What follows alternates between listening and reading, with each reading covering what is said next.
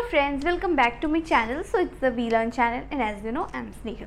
सो आज हम convergent sequence, divergent sequence और ऑसिलेटरी सीक्वेंस की बात करेंगे. ठीक है, बहुत ही छोटा सा कॉन्सेप्ट है और बहुत ही इंटरेस्टिंग है, बहुत ही अच्छा है. जल्दी से देख लेते हैं. तो पहले डेफिनेशन देखते हैं और फिर हम एग्जाम्पल देखेंगे. सो कन्वर्जेंट सीक्वेंस की डेफिनेशन क्या होगी? ठीक है, a sequence suppose xn is said to be a convergent sequence if and only if limit xn where n tends to infinite is equals to finite. इसका मतलब कोई भी सीक्वेंस xn को हम कन्वर्जेंट तब कहेंगे जब उसकी लिमिट लेने पे, जहाँ पे n टेंस टू इनफाइनाइट हो, तो लिमिट लेने पे जो हमें वैल्यू मिले वो एक फाइनाइट क्वांटिटी हो, तो वो सीक्वेंस कन्वर्जेंट सीक्वेंस होगा. एग्जाम्पल देखते हैं. पहले डाइवर्जेंट की डेफिनेशन देख लेते हैं. डाइवर्जेंट की डेफिनेशन है a sequence suppose xn is said to be a divergent sequence if and only if limit xn where n tends to infinite is equals to plus infinity or minus infinite. समझ गए? Okay, इसका मतलब कोई भी sequence divergent sequence तब होगा जब हम उसके लिमिट लें और लिमिट लेने पे चाहे तो प्लस इन्फिनिटी आए चाहे तो माइनस इन्फिनिटी आए, दोनों नहीं आना चाहिए. चाहे तो प्लस में आए चाहे तो माइनस में और इनफाइनाइट ही आना चाहिए, तो वो सीक्वेंस डाइवर्जेंट सीक्वेंस होगा. चलिए जल्दी से हम देख लेते हैं इसका एक एग्जाम्पल. सपोज यहाँ पे हमारा सीक्वेंस है 1, 1/2, 1/3 dot dot dot. Last term इसका क्या होगा? 1/n होगा. अच्छा, अब हम इसकी लिमिट ले लेते हैं. तो जब हम limit n tends to infinite xn मतलब लास्ट वाला टर्म 1/n ले लेंगे, तो बिकॉज 1n की जगह इनफाइनाइट रख देंगे तो 1/इनफाइनाइट हो जाएगा 0 which is a finite quantity. Therefore ये वाला sequence is a convergent sequence. ठीक है, इसी तरीके से डाइवर्जेंट देख लेते हैं. सपोज यहाँ पे एक सीक्वेंस दिया है जो इस टाइप का है 2 square 2 cube dot dot dot. तो इसका लास्ट टर्म क्या होगा? 2n⁻². अब जब हम इसकी लिमिट लेंगे तो limit n tends to infinite xn जब करेंगे तो ये हो जाएगा limit n tends to infinite 2 मतलब n⁻².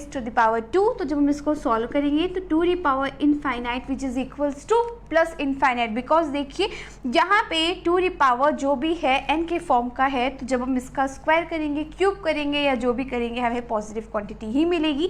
तो यहाँ पे इसकी वैल्यू मिल जाएगी प्लस इनफाइनाइट. बिकॉज ये प्लस इनफाइनाइट है, इस वजह से ये सीक्वेंस हमारा डाइवर्जेंट सीक्वेंस होगा. अब हम ऑसिलेटरी सीक्वेंस का एग्जाम्पल देखते हैं और डेफिनेशन देखते हैं. तो ऑसिलेटरी सीक्वेंस की डेफिनेशन कुछ इस तरीके का है कि a sequence xn is said to be an oscillatory sequence if it is neither convergent nor divergent. Okay guys, देखते हैं ऑसिलेटरी सीक्वेंस. तो a sequence xn is said to be an oscillatory sequence if it is neither convergent nor divergent. चलिए okay, तो हमने जाना है कि कोई भी सीक्वेंस ऑसिलेटरी तब होगा जब वो ना तो कन्वर्जेंट हो ना तो डाइवर्जेंट हो. आइए अब हम इस पे बेस्ड एक एग्जाम्पल लगाते हैं. सपोज हमारे पास एक सीक्वेंस है जो इस टाइप का है -1 1 -1 1, मतलब कि यही बार बार रिपीट हो रहा है. तो देखिए जब n की वैल्यू 1 है तो हमें नेगेटिव क्वांटिटी मिल रही है, जब 2 है तो हमें पॉजिटिव क्वांटिटी मिल रही है, फिर नेगेटिव, फिर पॉजिटिव, फिर नेगेटिव, फिर पॉजिटिव, ऐसे ही मिल रही है। तो इस वजह से हमने देखा कि जब ऑब्वियसली यहाँ पे जो लास्ट टर्म होगा वो -1 raise to the power n होगा। जब n की वैल्यू 1 है तो हमें -1 मिल रहा है, n की वैल्यू 2 है तो हमें प्लस मिल रहा है, पॉजिटिव 1 मिल रहा है, 3 है तो नेगेटिव मिल रहा है, 4 है तो पॉजिटिव मिल रहा है, ऐसे बार बार रिपीट हो रहा है। तो इस वजह से यहाँ पे दो कंडीशन लगेगी, एक इवन के लिए, दूसरा ऑड के लिए। तो व्हेन n इज इवन, जब n हमारा इवन होगा तो हम यहाँ पे ले लेंगे limit n tends to infinite, because 2n अगर इवन है तो 2n भी क्या होगा, हमारा इवन क्वांटिटी होगी।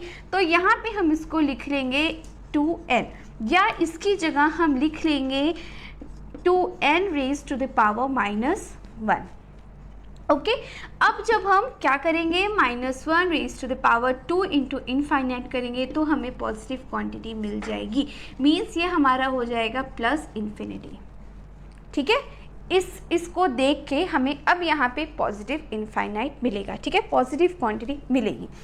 इसी तरीके से जब हमारा ऑड हो तब क्या होगा, व्हेन n इज ऑड, जब हमारा n ऑड होगा तो यहाँ पे हो जाएगा limit n tends to infinite, because odd को हम इस तरीके से लिखते हैं 2n + 1 के फॉर्म का। तो अब जब हम इसको सॉल्व करेंगे तो हमें यहाँ पे नेगेटिव इन्फिनिटी मिलेगा, मतलब नेगेटिव होगा। अब देखिए एक बार हमें पॉजिटिव मिल रहा है, एक बार हमें नेगेटिव मिल रहा है, हम क्या कर रहे हैं, हम लगा तो एक ही चीज़ रहे हैं ना, फॉर्मूला तो वही वाला लगा रहे, limit n tends to infinite xn, लेकिन हमें अलग अलग चीज़ मिल रहा है, एक तो पॉजिटिव एक तो नेगेटिव, दूसरा फाइनाइट नहीं है, इस वजह से कन्वर्जेंट नहीं है।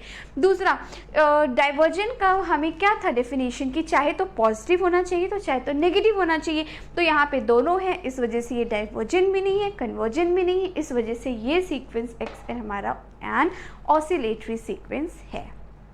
समझ में आ गया?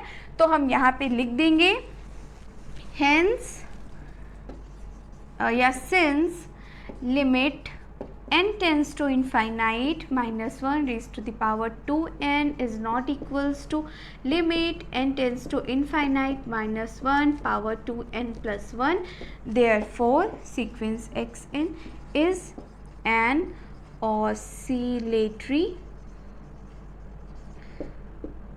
सीक्वेंस।